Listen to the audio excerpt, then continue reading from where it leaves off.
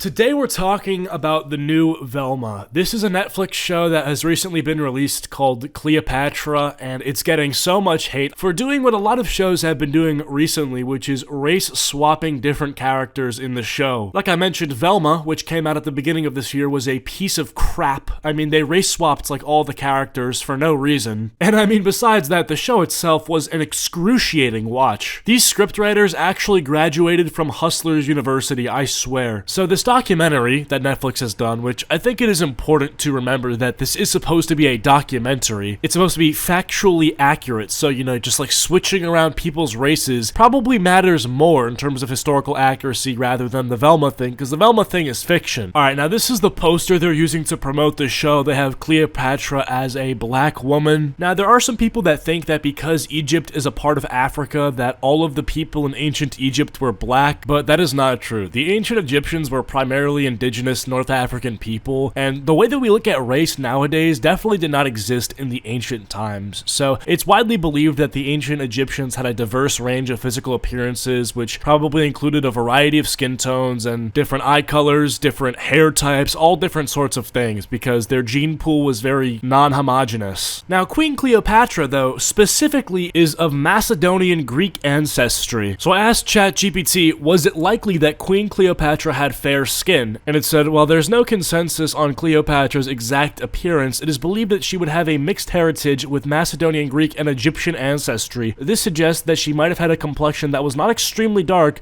but rather Mediterranean or Middle Eastern. So I looked up Mediterranean/Middle Eastern skin color, and I found the most gorgeous woman I've ever seen. But yeah, I mean, this seems like it would probably be correct. She doesn't look very white, but she definitely is not black. So, somewhere in the middle. It's like a unique sort of color, but she bad, bro, for real. Now listen, I know what you're thinking. Acheeto, do you actually give a about this Netflix series that you weren't even gonna watch? And I'm gonna be honest, I don't. Well, first of all, I wasn't gonna watch it because Netflix documentaries are usually kind of whack, and I'm also watching like 5 different series right now, so to add another one would be like impossible. But bro, this is yet another example of a Hollywood production including some sort of unnecessary race swap, right? And this shit's just so whack too, because it's not just like you're doing this, it's The Little Mermaid, it's like a fake type of show, but this is a documentary about a real historical figure. And do you guys notice that it almost always happens one way? Like, it's almost always a white character in the show, and they make him either black or a different minority. This situation is a little bit different because Cleopatra's not, like, specifically white, but it still sort of follows the trend of, like, oh, we need to make sure we max out our diversity levels.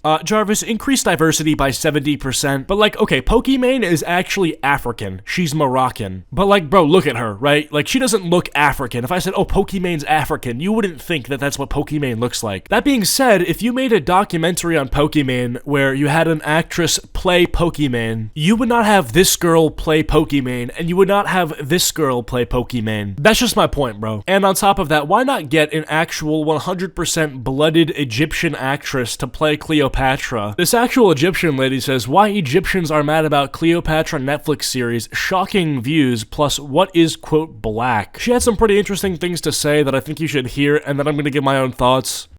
Hi.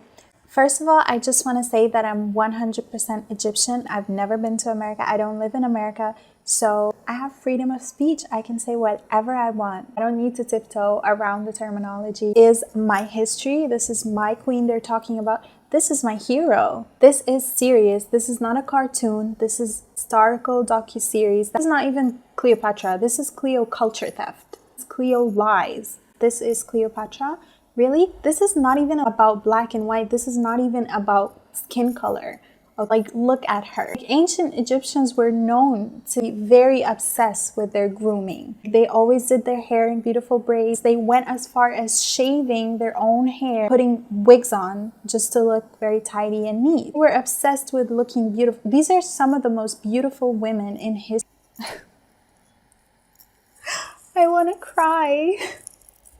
So you can see why we're upset. It's the low effort. It's how historically incorrect it is. Now, listen, like I said, I don't have a dog in this fight because I'm not Egyptian, none of my ancestors were Egyptian, I have really, like, zero Egyptian blood, but it's just fascinating to me that this is able to happen so frequently where you have characters that are being swapped non-stop, and I feel like people have become somewhat desensitized to it at this point. And listen, I understand that the Cleopatra documentary has received atrocious ratings, and I think that's deserved, but I can't stop thinking about the fact that although these ratings are bad, imagine how much worse it would have been if Netflix was making a documentary on Harriet Tubman, but they cast an Indian lady. Dude, Netflix would actually be getting, like, protested. Dude, there would be people flying across the country to California to Netflix's headquarters just to protest for like a week straight. Just to be clear, I don't think that we should make a documentary about Harriet Tubman and then make Harriet Tubman be played by an Indian lady just to prove a point that, like, race swapping should go all ways. But I'm just saying, the outrage multiplier on that would be like 20x. But by far, I think the most cancer part of this discourse is the fact that people on the internet feel comfortable calling those criticizing the casting decisions for this Cleopatra movie racist. I wouldn't call you racist for criticizing Ryan Gosling playing Obama. I don't think you would hate white people for not wanting Ryan Gosling to play Obama. Let's just call the outrage around Queen Cleopatra what it is.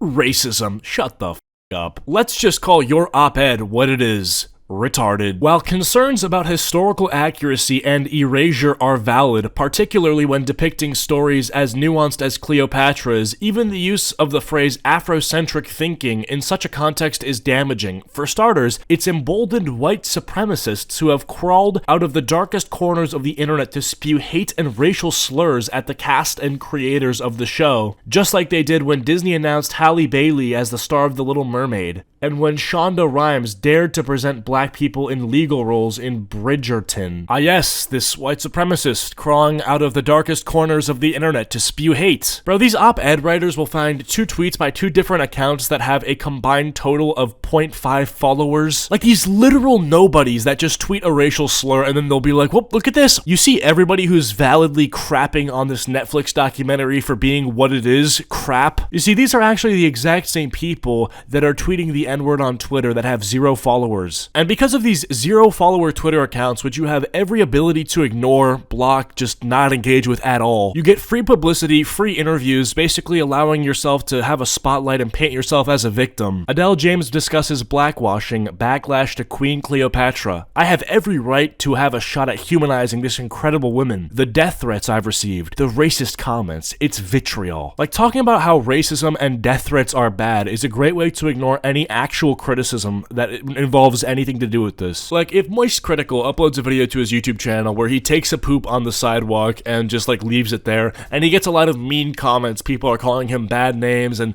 are threatening his life because of this, when he responds, he should say, listen, I don't think I deserve death threats, but what I did was absolutely just atrocious, and I'll stop. I will never do that again. If you just sit down and you're like, oh, people are mean to me, it's like, okay, that's, you know, not good, but why? Now, I'm curious, are you guys gonna watch the Cleopatra documentary? Do you just not care? Is this the next Velma? Is it worse? Is it better? I don't know. Let me know what you guys think down in the comments below, and I'll read some of them. But anyways, thank you for watching. I'll see you guys later.